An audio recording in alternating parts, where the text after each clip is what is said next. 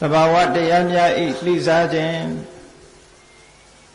တမန်ပုဂ္ဂိုလ်ရဲ့စိတ်လောကလူသားအများတို့ရဲ့စိတ်ကိုသဘာဝတရားများကလှိစားထားတတ်တယ်ထိုလှိစားထားသည့်အတွက်ကြောင့်လောကလူသားတွေဟာဆင်းရဲဒုက္ခကိုပင်ချမ်းသာဒုက္ခလို့ထင်ကြကြตายာစရာမကောင်းတဲ့အရာကိုပင်ตายာပွဲဖြစ်မှတ်ထင်ကြချစ်ခင်စရာမကောင်းတဲ့အရာကိုပဲချစ်ခင်တယ်ချစ်ခင်စရာလို့ဒီလိုမှတ်ထင်ပြီးတော့အထင်တွေလွဲပြီးကိုကျိုးနေကြရတယ်တဲ့ဒါဟာသဘာဝတရားတွေကလူသားတွေရဲ့စိတ်ကိုလှည့်စားထားလို့ဒီလိုဖြစ်ရတယ်ဝိပ္ပန္နသ12ပါးလို့ဘုရားမြတ်စွာဟောကြားတော်မူခဲ့တဲ့ဒေသနာတော်တွေထဲမှာအစစ်မှန်ကနေလွဲမှားပြီးတော့မှားမှားယွင်းယွင်းထင်မြင်ယူဆချက်တွေ12မျိုးရှိတယ်12မျိုးကိုတိကနေ12ပြောလို့ရှိရင်မှတ်ရခက်ကောင်းခက်လိမ့်မယ်မှတ်ဖို့လိုတာက3နဲ့4ကိုမှတ်လိုက်ရင်ရပါတယ်ဘာဖြစ်လို့လဲဆိုရင်3 4 4 12မဟုတ်လား3မျိုးတစ်ခါ4မျိုးတစ်ခါမှတ်လိုက်လို့ရှိရင်3 4 4 12ဖြစ်သွားသည့်အတွက်ကြောင့်မှတ်လို့လွယ်လိမ့်မယ်နော်အဲ့တော့လူစားခံရလို့လူတွေရဲ့စိတ်ထဲမှာအမှန်မမြင်မဲနဲ့အမှားမြင်နေတာအဲ့ဒါလို့လှိစားခံရခြင်းအကြောင်းလှိစားခံရတဲ့အချက်ကဘယ်နှမျိုးရှိလဲဆိုရင်4မျိုးရှိတယ်တဲ့ပါလဲလို့ဆိုရင်အစစ်အမှန်ကမမြဲဘူးဒါပေမဲ့မြဲတယ်လို့ထင်နေတယ်ဒါတစ်ခုမမြဲတာကို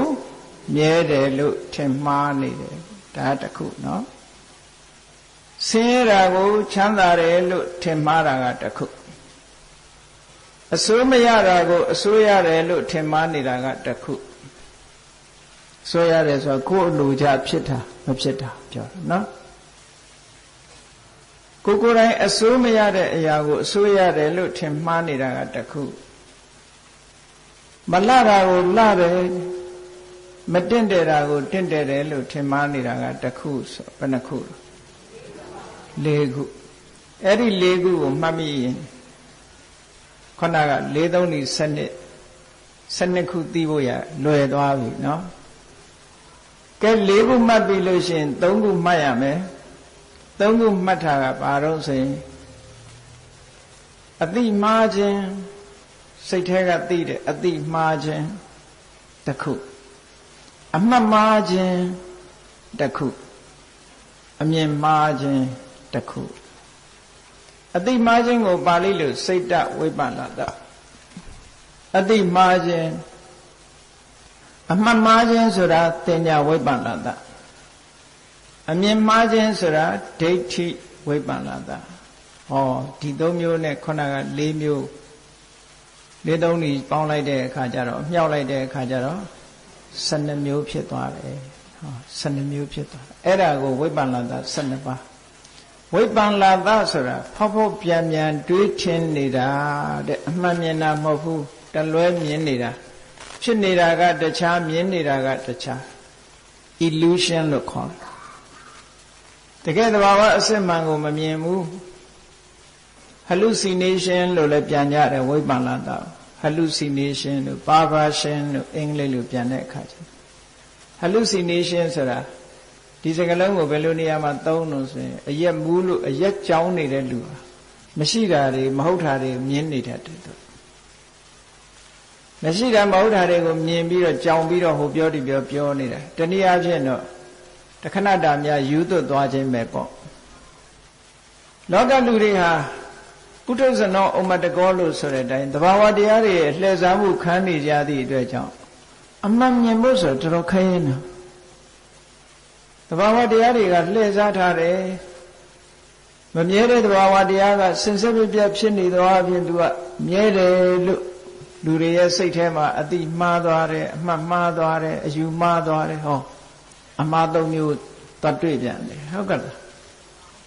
ဆင်းရဲနေတဲ့အရာကိုပဲတစ်ခါကျင့်တတ်เสียချမ်းသာเสียချမ်းသာတဲ့အရာလို့အတိမှားတယ်အမှတ်မှားတယ်အမြင်မှားတယ်ကိုယ်အစိုးမရတဲ့အရာကိုပဲအစိုးရတယ်လို့ယံပယံခါ အတိမှားတယ်အမှတ်မှားတယ်အမြင်မှားတယ်မတင့်တယ်တာကိုပဲတင့်တယ်တယ်လို့အတိမှားတယ်အမြင်မှားတယ်အမှတ်မှားတယ်အမှတ်မှားတယ်အမြင်မှားတယ်၃ခုစီ၄၃ဒီ7ဒါကိုဝိပ္ပန္နတ12ပါးလို့ပြောတာနော်အဲ့ဒီဝိပ္ပန္နတ12ပါးလှိစားခံရမှုဟာဘယ်အချိန်ကျမှပျောက်တုံးဆိုယန္တာဖြစ်မှပျောက်တယ်ပုရုဇဉ်မှာဆိုရင်တော့မပြောနဲ့အပြည့်ရှိတယ်သောတာပန်မှာတချို့ရှိသေးတယ်သဂရဂံမှာတချို့ရှိသေးတယ်အနာဂံမှာတချို့ရှိသေးတယ်ယန္တာဖြစ်ပြီဆိုလို့ရှိရင်လှိစားခံရမှုတွေပျောက်သွားပြီတရားကိချင်းခင်သူတော်စင်ပြိဿတ်တို့ဟာကိုယ့်ကိုယ်လဲလာပြီးငါတို့ဘယ်သူမှလိန်လို့မရဘူးလို့ထင်ကောင်းထင်နေကြလိမ့်မယ်သို့တော်လည်းအလိန်ခံနေရသူတွေဟာဘယ်သူတွေတုံးဆိုလို့ရှိရင်ကိုယ့်ကိုပြန်ပြောဖို့ပဲရှိတယ်ဟုတ်လားအသက်ကြီးလာရင်ပို့ပြီးတော့လိန်ခံရတယ်ဒါအလိန်ခံရတာ12မျိုးကဘယ်သူမှမရှောင်နိုင်တဲ့အလိန်ခံရမျိုးအသက်ကြီးလာပြီဆိုလို့ရှိရင်သားသမီးကလိန်နေတလားလူငယ်တွေရဲ့လိန်တာအမေမသိစေနဲ့အဖေမသိစေနဲ့ဒါမျိုးတွေအများကြီးမရှိဘူးလားမသိစေနဲ့ဆိုတာတွေကိုအများကြီးဖြစ်လာအဲ့တော့မသိစေနဲ့ဆိုတော့ကောင်းတဲ့ရောင်ပေါ့မလေးမေတ္တာရှိတဲ့ရောင်စိတ်ဆင်းရဲမှဆိုလို့မသိစေနဲ့စိတ်ဆင်းရဲမှဆိုလို့ဆိုတဲ့ရည်ရွယ်ချက်လေးကတော့ကောင်းပါရဲ့မသိစေနဲ့ဆိုတာကစိတ်ဆင်းရဲမှဆိုလို့တယ်မဟုတ်ဘူးနောက်ကြတော့အတိမပေးဝတ်တာတွေရောမသိစေနဲ့ဖြစ်ကုန်တယ်မဟုတ်ဘူးလားအသက်ကြီးလာလေလေအလိန်ခံရလေလေဆိုမှတ်ပြီးတော့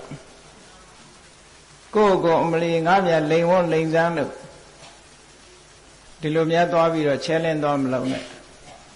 အမြဲတမ်းလိန်ခံနေရတာသဘာဝတရားလိန်ခံရတာမပြောနဲ့လူရဲ့အလိန်ကိုခံနေရသေးတယ်ဟိုအညာဒေသကမြို့တစ်မြို့မှာရွာတစ်ရွာမှာမြို့နယ်တစ်ခုကရွာတစ်ရွာမှာနာမည်ကြီးလူလိန်တယောက်ရှိတယ်သိနာမည်ကြီးတယ်ဘယ်ဖြစ်လိန်သွားပြီသူလိန်တာလိန်မှမသိလိုက်ဘူးပြီးမှသိတာအဲ့လောက်ထိအောင်ပြီးတဲ့လူလိန်တာက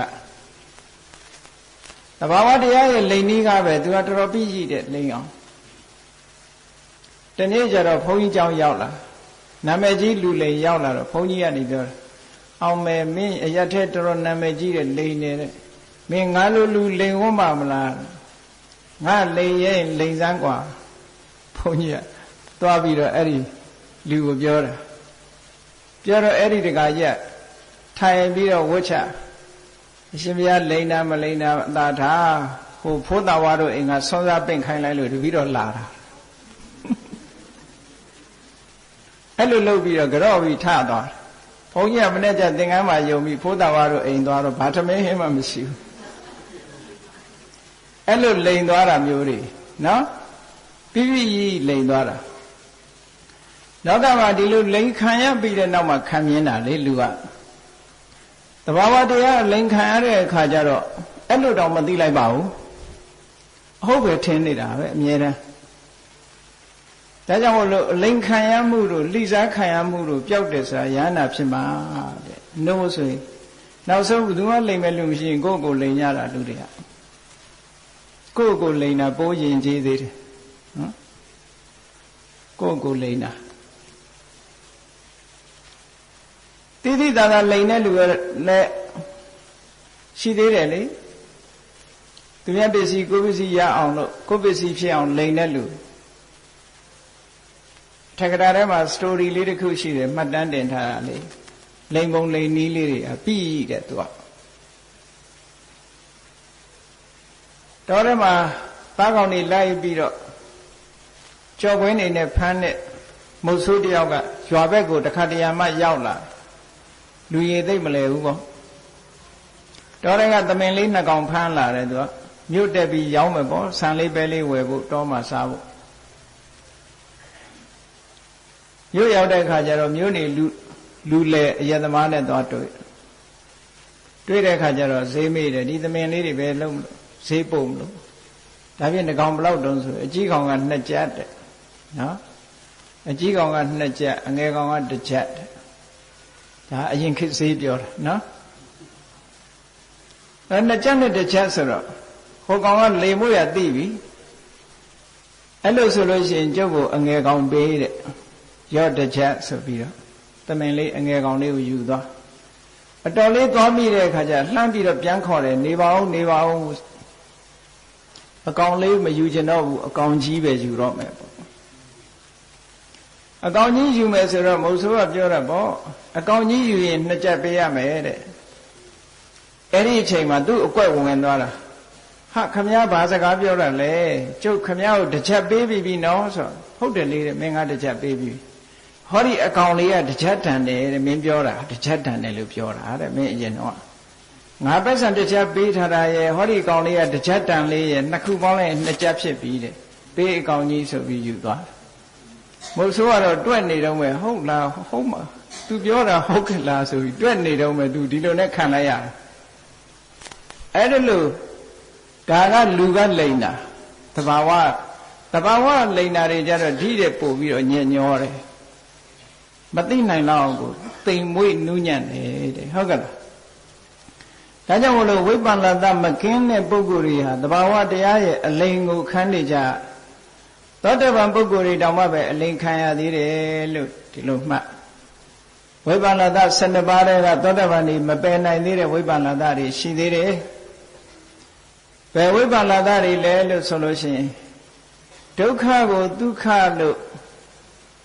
အတိမှားတာရဲ့အမှတ်မှားတာရဲ့ရှိသေးတယ်အမြင်မှားတာတော့မရှိတော့ဘူးသူတို့အမြင်အလုံးကိုတော့ရှင်းသွားပြီသို့သောစိတ်ထဲကအတိမှားနေတာနဲ့အမှတ်မှားနေတာဒါလေးကြံသေးတယ်ဒုက္ခကိုဒုက္ခဆင်းရဲတာကိုချမ်းသာတယ်လို့အတိမှားနေတာကတစ်ခုအမှတ်မှားနေတာကတစ်ခုဘယ်နှခုနှစ်ခုနောက်တစ်ခါမတင့်တယ်တာကိုတင့်တယ်တယ်လို့အတိမှားနေတာကတစ်ခုအမှတ်မှားနေတာကတစ်ခုဘယ်နှခုလုံးနှစ်ခုပေါင်းလိုက်တော့၄ခုအဲ့ဒီ၄ခုကိုသောတပန်ပုဂ္ဂိုလ်တွေမပယ်နိုင်သေးဘူးလို့ဒီလိုပြောတာရှိနေတော့ပဲတဘာဝတရားရဲ့လှီစားမှုတွေကအမတန်မှစွမ်းအားကောင်းတယ်အဲ့ဒါနဲ့ပတ်သက်ပြီးတော့ဘုရားမြတ်စွာဟောထားတဲ့ဒေသနာလေးတစ်ပုဒ်ရှိတယ်အတာတံသာတရူပေနပိယရူပေနအပိယံဒုက္ခံဒုက္ခတရူပေနပမတံမတိဝတ္တတိအတာတံသာယာဝယ်မကောင်းတဲ့အရာကလည်းပဲသာတရူပေနသာယာဝယ်ကောင်းတဲ့အသွင်တဏ္ဍာအားဖြင့်ပမတံမေးလျော်တဲ့ပုဂ္ဂိုလ်ကိုတိဝတ္တတိလိန်လီလှီစားကဖြစ်ပေါ်၍လာတတ်ပါပေတော့ဤအပိယံမုန်းစရာကောင်းတဲ့အရာကလည်းပဲပိယရူပေနာချစ်ခင်ပွေရာကောင်းသောအသွင်တရံဖြင့်ပပတံမေးလျော်တဲ့ပုဂ္ဂိုလ်အတိဝတ္တတိလိန်လီလှီစားကဖြစ်ပေါ်၍လာတတ်ပါပေတော့ဤဒုက္ခဆင်းရဲဒုက္ခကဒုက္ခတရူပေနာချမ်းသာဤအသွင်တန်တံဖြင့်ပမတံမေးလျော်နေတဲ့ပုဂ္ဂိုလ်အတိဝတ္တတိလိန်လီလှီစားကဖြစ်ပေါ်၍လာတတ်ပါပေသည်ဟု၍ဘဂဝါရှိခိုးတော်သခင်ရှင်တော်မြတ်ဖရာသည်ဩစာကောင်းစွာမသွေဟောကြားတော်မူခဲ့ပါပေတည်း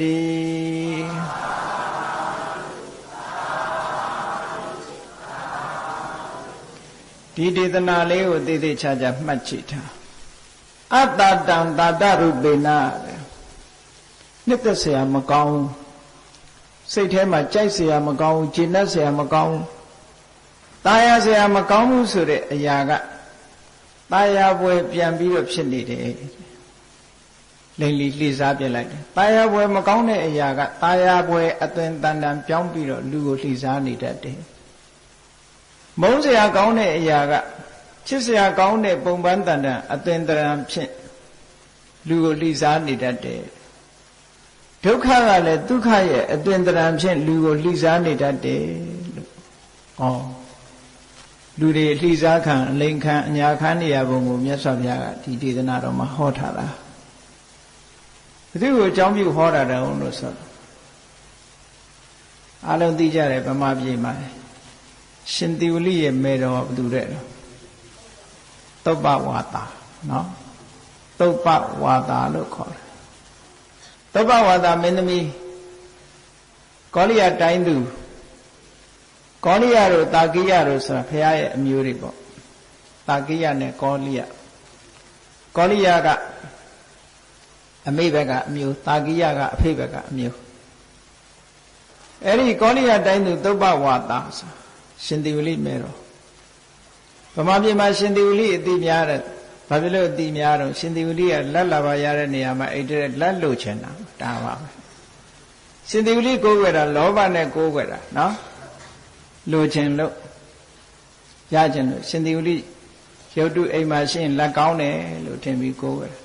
ရှင်သေဝလိရဲ့ဂုဏ်တွေကိုအသိလို့မဟုတ်ဘူးလက်လို့ချင်လို့ကိုးကွယ်လာဘသိဋ္ဌိပြီးချင်ကြတာဟုတ်လူတွေဒါလည်းအလိန်ခံရတာပဲဟုတ်ကဲ့ဒါနကောင်းမှုမလုပ်ဘဲနဲ့ဘယ်လိုလုပ်ပြီးတော့လက်လာပါရပါမလို့လူဆိုတာကိုလုံးမကိုရတာကြည့်ပဲလေသူများပြိလို့ရတယ်ဆိုတာနည်းနည်းပါးပါးပဲရမှာပေါ့ရှင်သေဝလိကောင်းလို့သေဝလိကာထာတွေသေဝလိစမဟာလာဘံတို့ဘာလို့ရွတ်ပြီးတော့ခါရမန်းမှုတ်နေလက်လာပါရခြင်းလို့လောက်ကြတယ်အဲ့ဒီရှင်သေဝလိရဲ့မေတော်ကသုပ္ပဝါဒမင်းသမီးလို့ခေါ်တယ်သားမီးနှစ်ယောက်ဟာကံမကောင်းကြဘူးအတိတ်တုန်းကအမတန်မှမကောင်းတဲ့အလုပ်လုပ်ခဲ့လို့ဘာဖြစ်တယ်ဆိုရှင်သေဝလိလေးကိုဝန်ရှင်သေဝလိလောင်မင်းသားလေးကိုဝန်တီးနေတဲ့အချိန်ကိုဝန်ဆောင်ရတာဘယ်လောက်ကြာသွားတော့ဆိုသူများမှာဆိုလို့ရှိရင်6လလောက်10လလောက်ဆိုရင်ကိုဝန်ကကြီးထွားပြည့်စုံလာ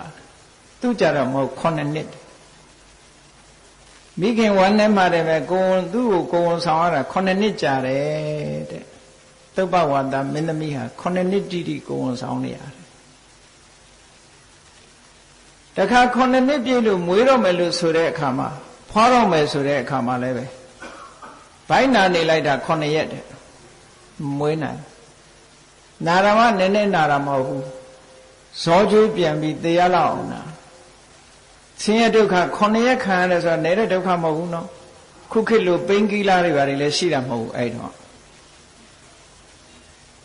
မနာအောင်ကာဝယ်ပေးနိုင်တဲ့ဆေးမျိုးတွေရှိသေးတာမဟုတ်သေးဘူးသို့တော့9နှစ်တရေလွယ်ပြီးတော့9ရက်တိတိမီးမဖွားနိုင်မဲနဲ့အော်ဟစ်နေရတဲ့အနေအထားမျိုးသုပ္ပဝါဒမင်းသမီးဟာဘယ်လိုအတွေးတွေနဲ့သူ့ရဲ့ဒုက္ခကိုဖယ်ရှားပြစ်နေတယ်လဲလို့ဆိုရင်မှတ်သားစရာတော့ကောင်းတယ်ဒုက္ခရောက်လာလို့ရှိရင်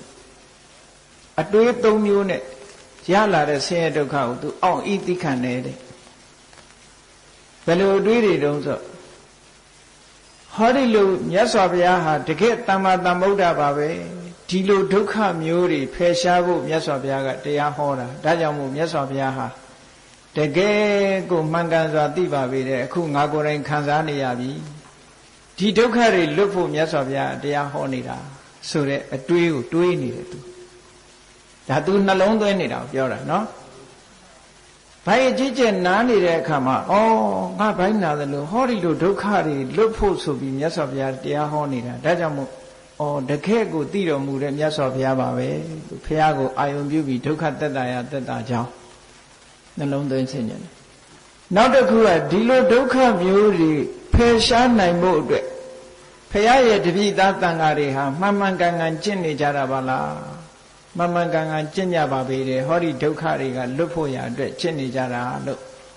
တန်ဃာခုံကိုလည်းအာယုံပြုပြီးတော့ဆင်းရဲဒုက္ခကိုအောင်ဤသိခံတယ်နောက်အတွေးတစ်ခုကတော့ဟောဒီလိုဒုက္ခမျိုးဟာနိဗ္ဗာန်မှာမရှိဘူးအဲ့ဒီနိဗ္ဗာန်ဟာသိချမ်းသာမှာပဲနော်ဆိုတဲ့အတွေးနိဗ္ဗာန်မှာပဲဘိုင်းနာလိုက်မလဲနော်အဲ့ဒီလိုဒုက္ခမျိုးတွေမရှိဘူးနိဗ္ဗာန်မှာဒီလိုဒုက္ခမျိုးတွေမရှိဘူးအလွန်ချမ်းသာမှာပဲလို့ဟောဒီအတွေး3မျိုးနဲ့သူတဏ္ဍာမှာရှိနေတဲ့ဆင်းရဲဒုက္ခအောင်ဤသိခံနေတယ်ဒါရှင်သေဝလိမဲ့တော့ဒုက္ခရောက်တဲ့အချိန်မှာနှလုံးသွင်းပုံပြောတာနော်တရားရှိခင်သူတော်စင်ပြိဿတ်တို့လည်းခေါင်းကိုက်တယ်ဆိုအလွန်နေရခက်တယ်တခါတလေခေါင်းကိုက်ထားတဲ့နေရခက်တာကသွားကိုက်ရင်ပိုးနေရခက်ခေါင်းကိုက်သွားကိုက်လို့နေရခက်ပြီဆိုလို့ရှိရင်ဒီလိုအတွေးမျိုးလေးတွေတွေးလိုက်ရင်ဘလောက်တန်ဖိုးရှိမလဲနော်ဩဒီလိုဒုက္ခမျိုးတွေ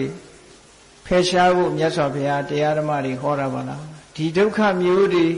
ဖယ်ရှားနိုင်ဖို့ယဟန်တန်ဃာတွေကျင့်နေကြတာပါလားအရိယာသူတော်စင်တွေကျင့်သွားကြတာပါလားဒီလိုဒုက္ခမျိုးနိဗ္ဗာန်မှာမရှိပါလားနိဗ္ဗာန်ဆိုတာအလွန်ချမ်းသာတာပါလားလို့ဟောဒီအတွေးကလေးနဲ့မိမိရဲ့ဒုက္ခကိုအောင်ဤသိခံနေတယ်တဲ့မခံနိုင်တဲ့အဆုံးမှာ तू ဘယ်လိုလုပ်တော့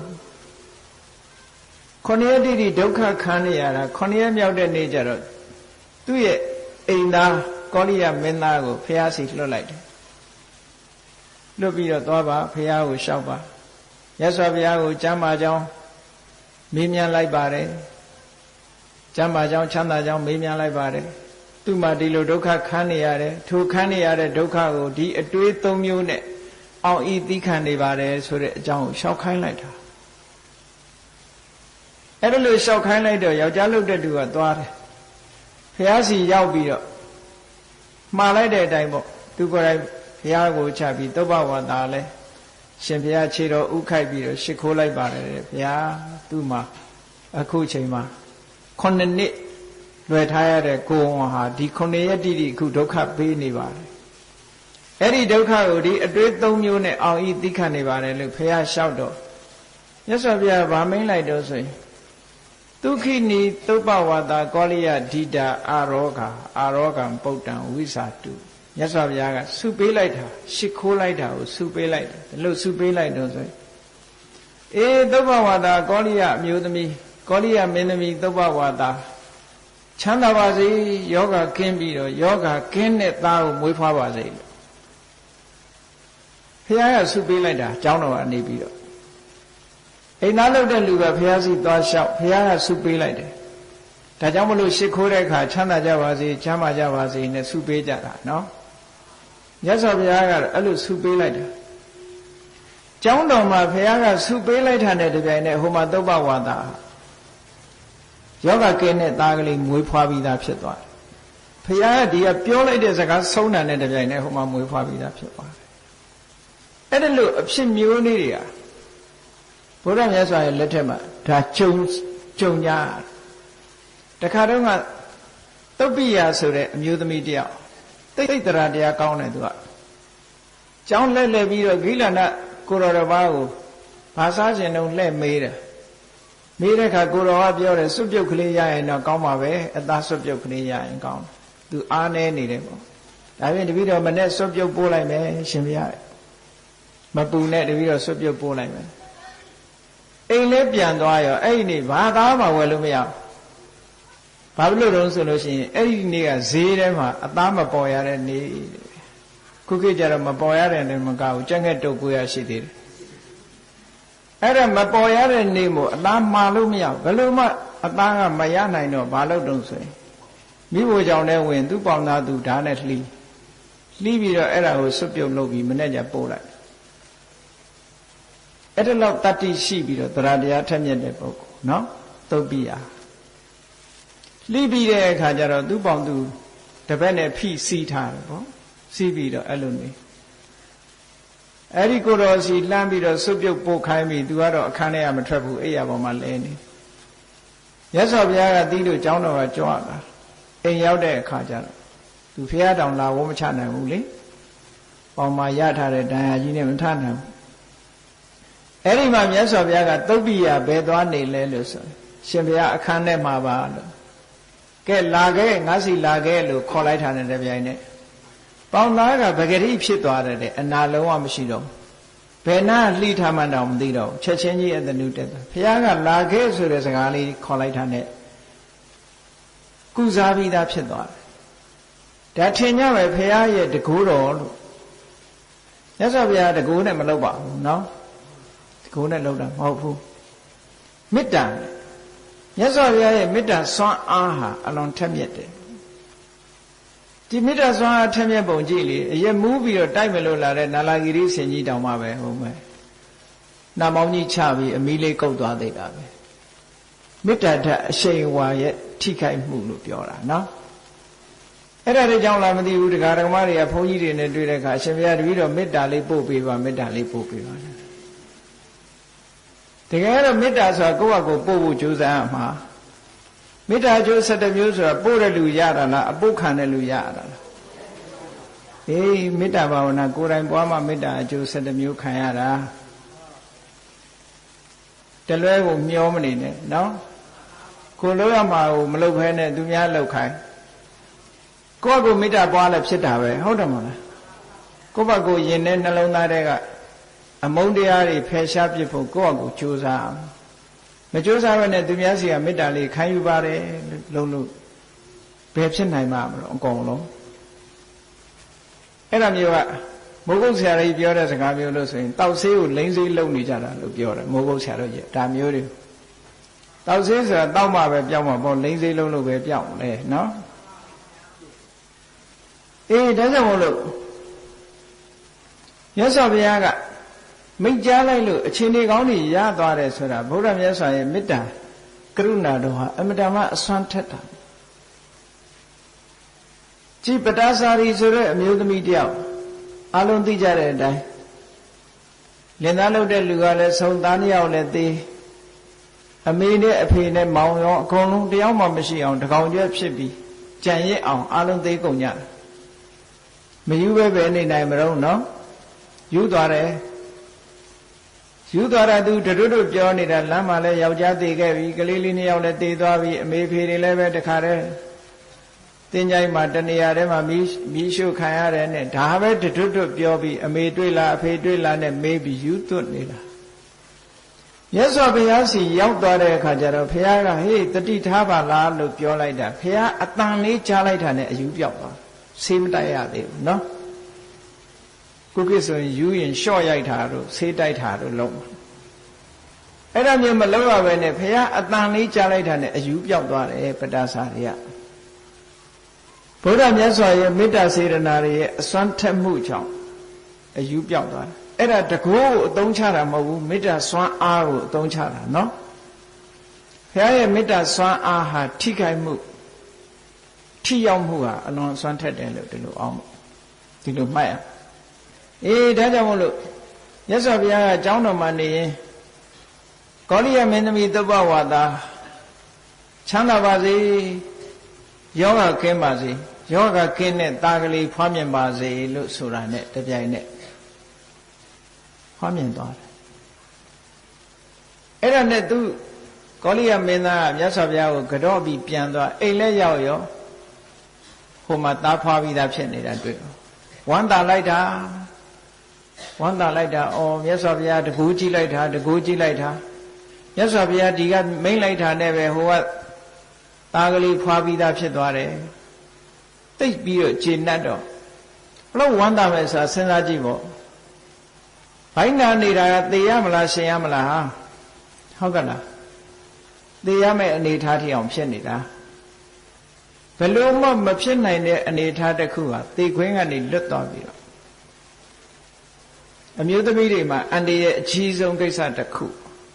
လွန်မြောက်သွားတာသေတွင်းကလွန်မြောက်သွားတာအဲ့ဒါနဲ့အိမ်ရောက်တဲ့အခါမိခင်ရောကလေးရောချမ်းချမ်းမာမာမြင်ရတာမိခင်လှုပ်တဲ့ပုဂ္ဂိုလ်ကလည်းရှင်ရှင်ပြပြနဲ့ဖះမှုရှိတဲ့တန်ဃာတော်တွေကိုသွားပင့်မှာလက်ဖြင့်ကနေစပြီးတော့ဒီလောက်ဒုက္ခရောက်ခဲ့တာ9ရက်တိတိအိမ်မှာဆွမ်းကတ်ချင်တယ်ပေါ့အဲ့ဒီရှင်သေဝိလိအလောင်းလေးရလဲဗုဒ္ဓမုဒ္ဒရာမြတ်စွာဘုရားလက်ထက်ကစုပန်ခဲ့တဲ့ပုဂ္ဂိုလ်ဖြစ်သည့်အတွက်ကြောင့်သူတရေတည်တဲ့အချိန်ကနေစပြီးတော့လက်ဆောင်ပစ္စည်းတွေရလိုက်တာတဲ့နေ့စဉ်နဲ့အမျှလက်ဆောင်ပစ္စည်းတွေလာပို့နေကြတယ်သူ့ဘုံကံကြောင့်လက်ဆောင်ပစ္စည်းတွေအများကြီးရတာသူခုနှစ်နှစ်ဆိုတော့သူကအချိန်ဆွဲထားလေပိုရလေပေါ့အများကြီးရမှာပဲအဲ့တော့သူဘုံကံကလည်းပဲဘုဒ္ဓဘုရားမြတ်စွာဘုရားလက်ထက်တုန်းကလတ်လဘရတဲ့ပုဂ္ဂိုလ်တွေထဲမှာအထွတ်ထိပ်ဣတရေယာဓုဖြင့်ပေးခါရတဲ့ယန္တဘာကိုကြည့်ပြီးတော့သူလည်းပဲနောက်ဘဝမှာနောက်ဖရာတဆူရဲ့လက်ထက်မှာအခုလိုဣတရေယာဓုချီးမြှင့်ခြင်းခံရတဲ့ပုဂ္ဂိုလ်ဖြစ်ရပါလို့ဤလိုစုပန်ခဲ့ဘူးတယ်ကုသိုလ်ကောင်းမှုတွေလုပ်ပြီးစုပန်ခဲ့ဘူးတယ်အဲ့ဒါကြောင့်မို့လို့သူတရေတီကလေးကဒီအိမ်မှာစီးပွားဥစ္စာတွေတိုးတက်ပြီးလက်လက်ပါးတွေများလာလို့လျောက်တချို့လဲခုခေတ်မှာလည်းရှိပါတယ်ကလေးလေးတွေဒီကလေးလေးမွေးမှအိမ်စီးပွားတက်တယ်တို့ ဒီကလေးလေးတရေတီကလေးကစီးပွားတက်လာတယ်ဒီလိုရှိတယ်လို့ပဲဒီကလေးလေးတရေတီကလေးကအိမ်မှာအိမ်မီလောင်တာတို့ပစ္စည်းပြက်တာတို့မွဲသွားတာဒါမျိုးလည်းရှိတာနော်သူတို့ရဲ့ကံကြမ္မာတွေကလည်းပဲထိခိုက်မှုရှိတယ်လို့ဒီလိုမှတ်တာ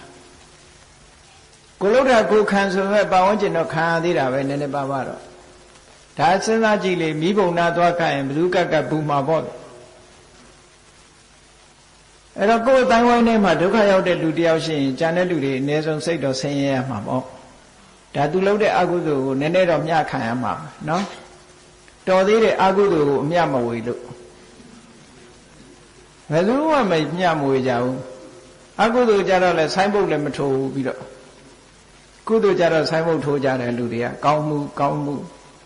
ဘုန်းကြီးတခါလေးစဉ်းစားကြည့်မကောင်းမှုလေထိုးရင်ကောင်းမယ်ထင်တယ်အဲ့လိုတော့မလုပ်ကြဘူးเนาะရှင်သေဝလိအလောင်းလေးမိခင်ရဲ့ဝမ်းထဲမှာ9နှစ်တရေတီခဲ့ရတာဆိုမွေးမွေချင်းသူကစကားပြောနိုင်တဲ့အနေအထားဖြစ်သွားပြီ9နှစ်သားဖြစ်သွားပြီလေမွေးကစားလေးက9နှစ်သားအရွယ်ဖြစ်နေပြီ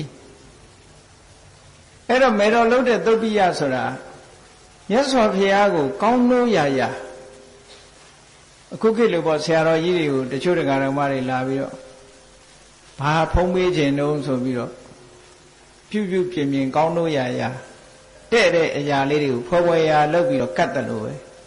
ရှင်သေဝလိမေတော်ကလည်းပဲမြတ်စွာဘုရားကိုဖော်ဝေရာလုပ်ပြီးအမြဲတမ်းကတ်လိရှိတယ်တဲ့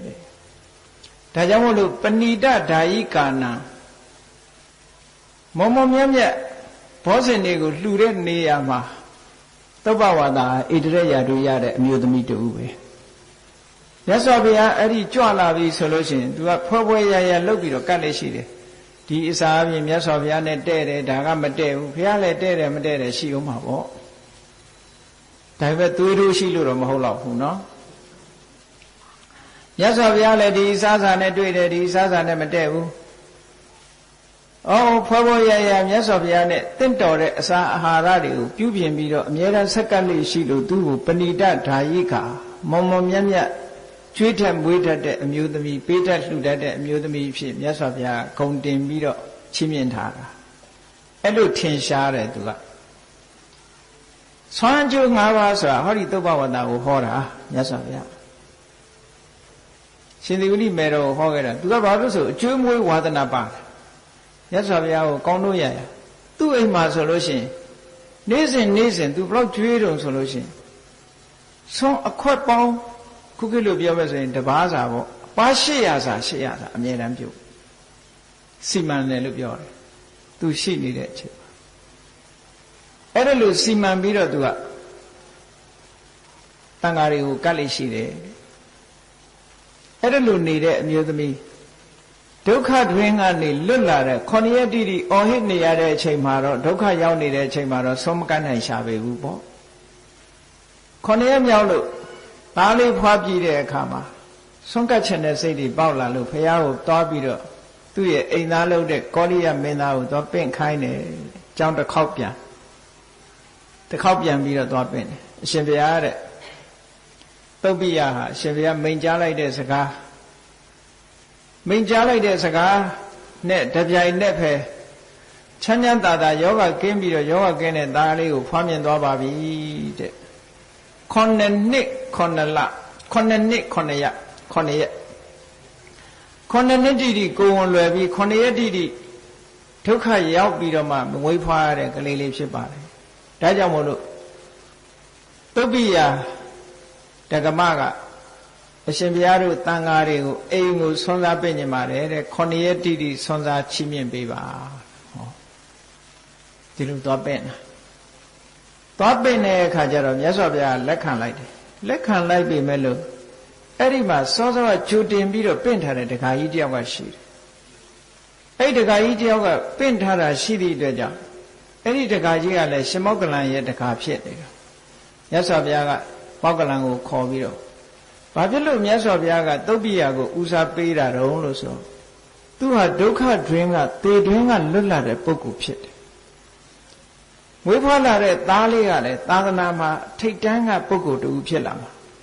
အဲ့ဒီအခြေအနေကောင်းတွေကိုကြည့်ပြီးတော့မြတ်စွာဘုရားကသူ့ကိုဦးစားပေးခြင်းဒါအဂတိလိုက်တာမျိုးမဟုတ်ဘူးเนาะဖြစ်တဲ့ဖြစ်တိုက်တာကိုစီမံပေးတယ်ရှင်မောက္ကလန်ရဲ့တပည့်တကာကိုရှင်မောက္ကလန်ကိုသွားပြောခိုင်းတယ်အေးမင်းတကာဆွမ်းစားပင့်ထားတာရှိတယ်သွားပြောလိုက်ပါ9ရက်လောက်ဆုပ်ပေးလိုက်ပါလို့ဒီဝလိရဲ့မေတော်ကအခုစင်းစင်းရဲရဲနဲ့9နှစ်တတိလွယ်ပြီးကိုယ်လွယ်ပြီး9ရက်မိမဖွားနိုင်လို့ဆင်းရဲဒုက္ခရောက်ပြီးခုမီးဖွားလာတယ်အဲ့ဒါကြောင့်မို့လို့တက်ရှိစွမ်းကလေးကျွေးချင်တယ်9ရက်တိတိအဲ့ဒါနောက်ဆုတ်ပေးပါရှင်မောက္ကလန်ကသင်္ကန်းလေးယုံပြီးကြွသွားတယ်သူတကားစီအိမ်ရောက်တဲ့အခါကျတော့အဲ့ဒီတကားကြီးကိုပြောပြတယ်အကျိုးအကြောင်းဒီလိုပဲသုဘဝါဒသုဘဝါဒကောရိယမင်းသမီးဟာ9နှစ်တိတိကိုယ်လွယ်ပြီးဒုက္ခရောက်ခဲ့တယ်9ရက်တိတိဖိုက်လာပြီးတော့မိမဖွားနိုင်ပဲဖြစ်ပြီးဆင်းရဲဒုက္ခရောက်တယ်အခုမွေးဖွားသွားပြီအဲ့ဒါသူ9ရက်တိတိဆွမ်းကပ်ချက်နဲ့တခါကြီးကနောက်ဆုတ်ပေးပါလို့ဆိုတော့အဲ့ဒီကဘာပြောတော့ဆိုအရှင်ဘုရားတဲ့နောက်ဆုတ်ပေးရမယ်ဆိုရင်အရှင်ဘုရားဟာတပည့်တော်ရဲ့အသက်ရဲ့စီးစိမ်ရဲ့တရားတရားရဲ့အဲ့ဒီ၃မျိုးကိုအရှင်ဘုရားအာမခံနိုင်မလားတခါလည်းညံ့နဲ့တခါမဟုတ်ဘူးနော်9ရက်တွင်တပည့်တော်မသေးပါဘူးဆိုတာအသက်ကိုအရှင်ဘုရားအာမခံပေးရမယ်တဲ့ပစ္စည်းဥစ္စာတွေမီးလောင်ရေမျောရန်သူမျိုး၅ပါးကြောင့်မပျက်စီးပါဘူးဆိုတာအရှင်ဘုရားအာမခံပေးရမယ်ဂရန်တီတွေတောင်းတယ်တရားတရားတဲ့လူရဲ့တရားတရားကလည်းမနဲ့ဆွမ်းကပ်မလို့စိတ်ကူးပေါက်ပြီးမယ်ညနေကျတော့ဒီဟာပြက်ချင်ပြက်သွားမှာပေါ့နော်အဲ့ဒီတရားတရားတဲ့ဒီ၃မျိုးကိုအရှင်ဘုရားအာမခံနိုင်မလားဆိုတော့ရှင်မောက္ကလန်ကစဉ်းစားပြီးတော့ကြည့်လိုက်တယ်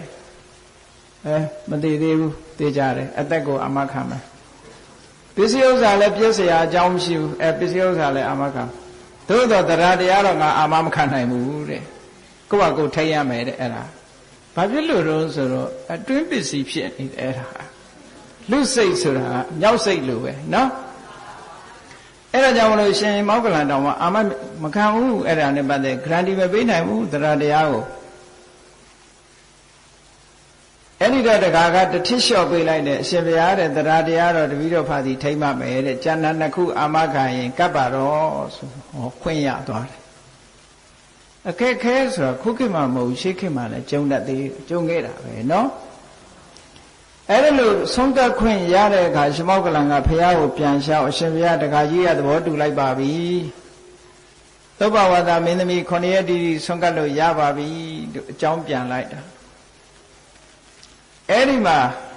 ဘုရားမှုရှိတဲ့တန်ဃာတော်တွေရှင်သာရိပုတ္တရာတို့ရှင်မောက္ကလန်တို့အပါအဝင်ကျောင်းရှိတန်ဃာကုံရှင်သီဝလိတို့မဲတော်အိမ်ကိုကြွသွားကြပြီးတော့ဆွန်ဖုံးမေးကြတယ်မြတ်စွာဘုရားနဲ့လည်းအလွန်ရင်းနှီးတယ်ဆွေလဲဆွေမျိုးတွေကပြီးတော့ခီးလဲဆိုင်တဲ့တရားဓမ္မတွေကိုနော်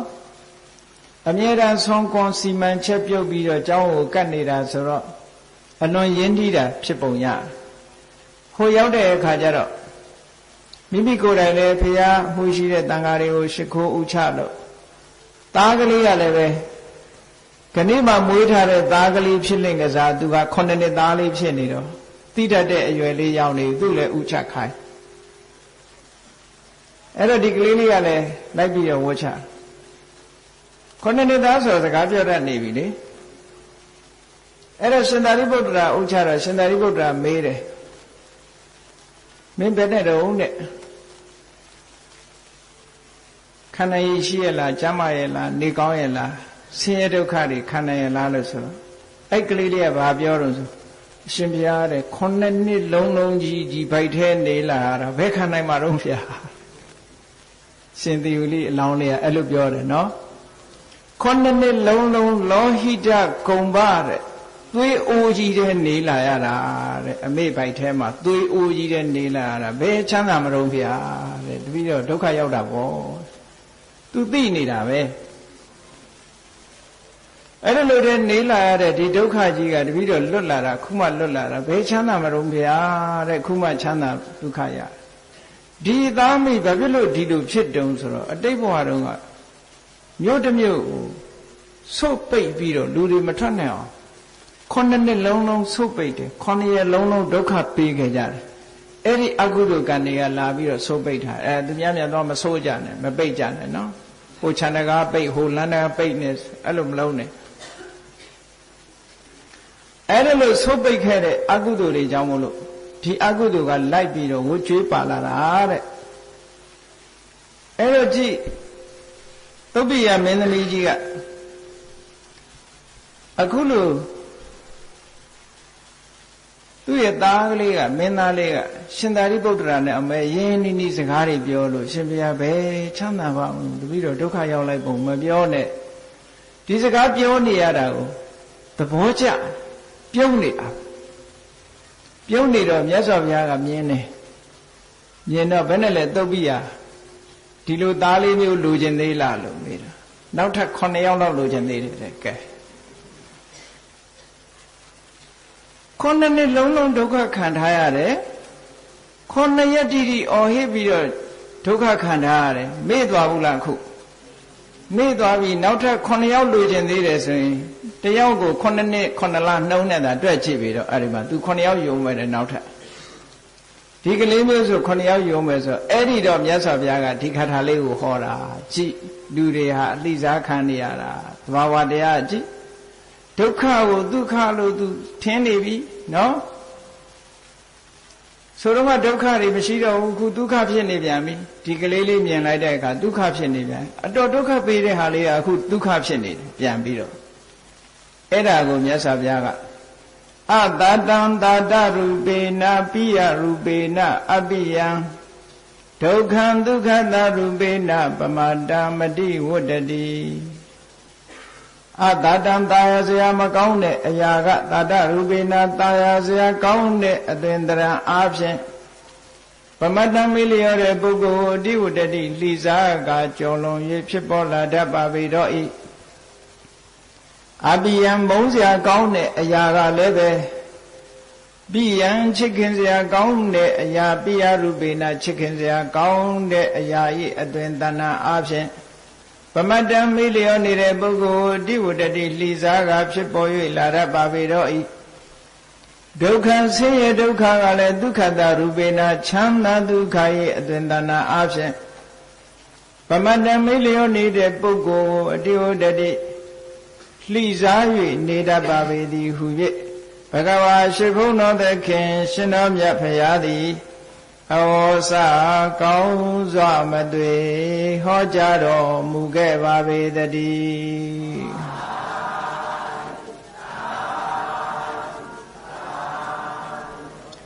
တဘာဝတရားတွေရဲ့လှိစားမှုဟောသုပိယသူလောက်ခတဲ့ဒုက္ခတွေအကုန်လုံးမေ့ပြလိုက်ပြီနော်လောကကြီးကဒါကြောင့်မို့လို့ပဲလေကြည့်လူတွေကြည့်လိုက်ရင်တေချာစဉ်းစားကြည့်အကုန်လုံးတလောကလုံးကြီးကိုခြုံပြီးတော့ကြည့်နိုင်မယ်ဆိုရင်လူတွေကဘယ်လိုနေတော့ဆိုလို့ရှိရင်ကြည့်ငိုနေတာလည်းတွေ့ရမယ်ရီးနေတာလည်းတွေ့ရမယ်နော်ငယ်တော့ဒါမှမပြောတော့ငိုရီနဲ့တချို့ကငိုပြီးရီးပြန်ရောတေချာစဉ်းစားကြည့်လိုက်ငိုလိုက်ရီးလိုက်ဆိုတာအယူနဲ့မတူဘူးလားတကယ်ပဲဆင်းရဲဒုက္ခတွေကိုမေ့ဖြစ်ကြတယောက်နဲ့တယောက်ရံဖြစ်ကြရိုက်ကြနှက်ကြအောင်ပြီးတော့ကြတော့ကြည်နူးနေကြဩဒုက္ခကိုဒုက္ခလို့ထင်လိုက်အမျိုးမျိုးအလှည့်စားမှုကိုခံနေရတယ်ဟုတ်ကဲ့လားအဲ့ဒီတဘာဝရဲ့လှည့်စားမှုခံနေရတာတွေကိုလှည့်စားမှုခံရတယ်လို့မထင်ဘူးကျင့်တတ်နေကြတယ်တခါတော့မှဝိသခာသောတပန်မျိုးသမီးကြီးကျောင်းမှာကြီးဝိသခာသူ့ရဲ့မြေအမျိုးသမီးလေးကသိအားကိုးရတယ်သူကလည်းဆွမ်းကြွေးဝါဒနာပါတော့အိမ်မှာအမြဲတမ်းတန်ဃာတွေဆုံးကတ်လေးရှိတယ်ဆုံးကတ်တဲ့အခါမှာဒီမြေလေးကသူနဲ့အတူနေပြီးတော့ဝေယဝိဆဆောင်ရွက်ဖို့ရတယ်အဲ့ဒီမြေအမျိုးသမီးလေးဟာရုတ်တရက်ဖြားနာပြီးတော့ဆုံးသွားတာဝိသခာအဲ့ချိန်မှာယူကျုံမရငိုတယ်နော်မြတ်စွာဘုရားစီရောက်တဲ့အခါကျတော့အိန္ဒိယရဲ့ထုံးစံအရလေအတုပပို့တဲ့အခါမှာ စပင်ကလည်းအဆိုအဝတ်ကလည်းအဆိုအကုန်လုံးအဆိုနဲ့ဘုရားစီရောက်သွားတော့ဘုရားကဘာဖြစ်လို့လဲလို့ဆိုတော့အာကိုရတဲ့မိမကလေးဆုံးတော့တယ်သူကသိအာကိုရတယ်ပေါ့မြတ်စွာဘုရားကဟောတယ်အေးငါဟောထားတာသင်္ခါရတရားဆိုတာဘယ်မှမမြဲဘူးဖြစ်ပြီးရင်ပြတ်မှာပဲဆိုတာမသိဘူးလားလို့ဆိုသိပါတယ်ဗျာတဲ့ဒါပေမဲ့ဒီမိမလေးကအလွန်လိမ့်ပါတယ်ဗျာတဲ့တပည့်တော်နဲ့ကုသိုလ်ကောင်းမှုလုပ်တဲ့ကဝေယဝိဆတူတူလုပ်ဖို့မို့တပည့်တော်ယူကျုံမရဖြစ်ရပါတယ်ပေါ့ဒါဖြင့်အဲ့ဒီလိုမိမလေးနောက်ထပ်ရရင်ရောယူအောင်မလားလို့ပြောတော့ယူအောင်မယ်တဲ့အဲ့ဒါမျိုးရမယ်ဆိုရင်နောက်ထပ်ရချင်တယ်တဲ့အဲ့ဒီမှာမြတ်စွာဘုရားကအေးလောကမှာချစ်ခင်တဲ့လူတယောက်ရှိရင်ဒုက္ခတယောက်ရှိတယ်လို့မှတ်တယ်ချစ်ခင်တဲ့လူ100ရှိရင်ဒုက္ခ100ရှိတယ်လို့မှတ်ချစ်ခင်တဲ့လူ1000ရှိရင်ဒုက္ခ1000ရှိတယ်လို့မှတ်လောကမှာဒုက္ခကိုဒုက္ခလို့ထင်နေကြတယ်တဲ့လှည့်စားမှုခံနေကြရတယ်လို့ဒီလိုဟောတာဟုတ်ကဲ့လားအေးဒါကြောင့်ဘုရားရှိခိုးသူတော်စင်ပြိဿတ်တို့လည်းကိုယ့်ဘဝကိုဆင်ញင်သုံးသပ်ကြဖို့ပါတို့ဟာတဘာဝတရားတွေရဲ့လှည့်စားမှုကိုခံနေကြရသလားဝိပ္ပန္နတလို့ခေါ်တဲ့အထင်မှားမှုတွေမြင်မှားမှုတွေအသိမှားမှုတွေတို့မှာလွှမ်းမိုးခြင်းကိုခံနေရသလားလို့ကိုယ့်ကိုဆင်ញင်သုံးသပ်ပြီးတော့တဘာဝအမှန်ကိုမြင်တတ်ဖို့ပါခုနကမြတ်စွာဘုရားကတာယာဝယ်မကောင်းတဲ့အရာဒီတာယာဝယ်ကောင်းတဲ့အသွင်သဏ္ဍာန်နဲ့မေးလျော့သူကိုလှိစားတယ်ဆိုတော့မမေ့ရင်တော့မလှိစားဘူးလို့ဒီလိုအဓိပ္ပာယ်ရတယ်ပေါ့ကာမဂုဏ်အာယုန်တွေထဲမှာစိတ်ဆိုင်ပြီးတော့နေတာကိုမေ့တယ်လို့ခေါ်တာအယတ်နဲ့မတူဘူးနော်အယတ်ကခေါ်တာကတော့ဒါကိုမေ့တယ်လို့မခေါ်ဘူးအိမ်လုပ်ငန်းတွေလုပ်တယ်စီးပွားရေးလုပ်တယ်ဒါမေ့တယ်လို့မခေါ်ဘူးမြတ်စွာဘုရားကအဲ့ဒါမျိုးကြီးလုပ်နေမေ့တယ်လို့ခေါ်တယ်တဲ့ကုသိုလ်ကောင်းမှုကိုတတိယမှကာမဂုဏ်အာယုန်ကိစ္စတွေမှာစိတ်လွတ်ထားပြီဆိုရင်ဒါမေ့တဲ့ပုဂ္ဂိုလ်လို့ဒီလိုပြောတာအဲ့ဒါလိုမေ့လျော့နေတဲ့ပုဂ္ဂိုလ်တာယာဝယ်မရှိတဲ့အရာကလည်းတာယာဝယ်ရှိတဲ့အသင်္တရံမုန်းစရာကောင်းတဲ့အရာကလည်းချစ်ခင်ပွဲရအသင်္တရံဆင်းရဲဒုက္ခကလည်းဒုက္ခရဲ့အသင်္တရံနဲ့လှည့်စားသွားပါလိမ့်မယ်တဲ့အဲ့ဒီလိုလှည့်စားမှုမခံရအောင်သဘာဝတရားတွေရဲ့အစစ်အမှန်ကိုသိမြင်ဖို့တတိရှိရှိအသိဉာဏ်ရှိရှိနဲ့ကျင့်ကြံကြိုးကုပ်အထောက်ဖို့လိုအပ်ပါတယ်တဲ့ဒါကြောင့်မို့ဒီကနေ့ဟောကြားတဲ့သဘာဝတရားရဲ့လှိစားမှုများကိုနာပြီးတဲ့အခါမှာမိမိတို့ရဲ့နေ့စဉ်ဘဝမှာသဘာဝတရားတွေရဲ့လှိစားမှုလှိစားနေတာပါလားလို့သိရှိသဘောကျပြီးလှိစားမှုမခံရအောင်ကိုယ်စီကိုယ်ငှသဘာဝတရားများကိုမျက်ခြေမပြတ်ကြည့်ရှုနားလည်ကကျင့်ကြံကြိုးကုပ်အားထုတ်နိုင်ကြပါစေကုန်သတည်း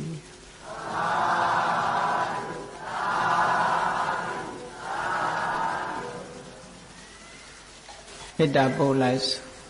တတ္တဝါများစွာဘေးရန်ကွာချမ်းသာကြပါစေတတ္တဝါများစွာဘေးရန်ကွာချမ်းသာကြပါစေမေတ္တာရေချမ်းသုံးငါဖြံငြိမ်းချမ်းကြပါစေမေတ္တာရေချမ်းသုံးငါဖြံ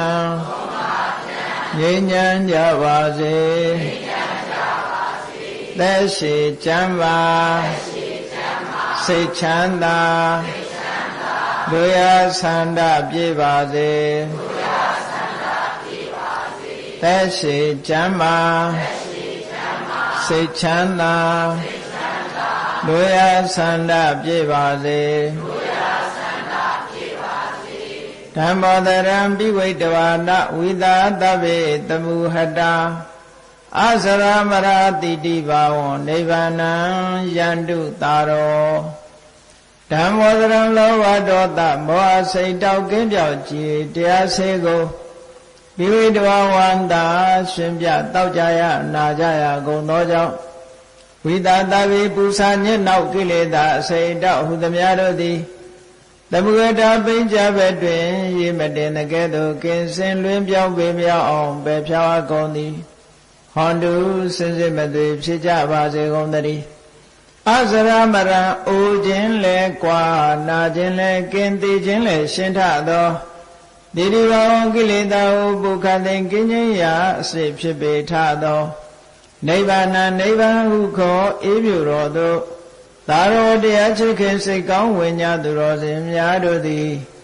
ယန္တုပါရမီအဆင့်ဆင့်မြင့်နေမြင်၍မလင့်ပုံသည်ဆက်ရောက်တော်မူကြပါစေကုန်သတည်း